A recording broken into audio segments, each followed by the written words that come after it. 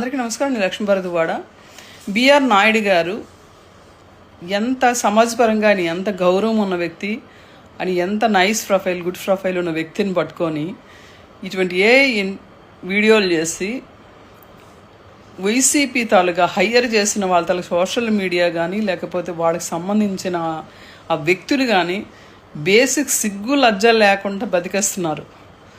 లడ్డూ కోసం మాట్లాడండి అంటే లడ్డూను వదిలి మిగతావన్నీ మాట్లాడుతున్నారు. అన్నీ కూడా క్రియేట్ చేసి జనాలను ఏదో ఒకలా నమ్మబలకడానికి ప్రయత్నిస్తున్నారు.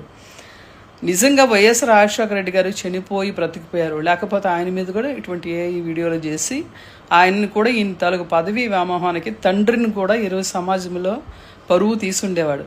సిగ్గుండాలి చేసే పనులకి. వ్యక్తులు ఎలాంటి వ్యక్తులు ఉన్నారో వ్యక్తులకున్న వాళ్ళ హిస్టరీలు తెలుసుకొని ఇటువంటివి చేస్తే బాగుంటుంది. అందరికీ నమస్కారం. నేను లక్ష్మీ భరద్వాడ. బిఆర్ నాయుడు గారు ఎంత సమాజపరంగా అని ఎంత గౌరవం ఉన్న వ్యక్తి అని ఎంత నైస్ ప్రొఫైల్ గుడ్ ప్రొఫైల్ ఉన్న వ్యక్తిని పట్టుకొని ఇటువంటి వీడియోలు చేసి వైసీపీ తాలూగా హయ్యర్ చేసిన వాళ్ళ తాలూకు సోషల్ మీడియా కానీ లేకపోతే వాళ్ళకి సంబంధించిన ఆ వ్యక్తులు కానీ బేసిక్ సిగ్గు లజ్జ లేకుండా బతికేస్తున్నారు.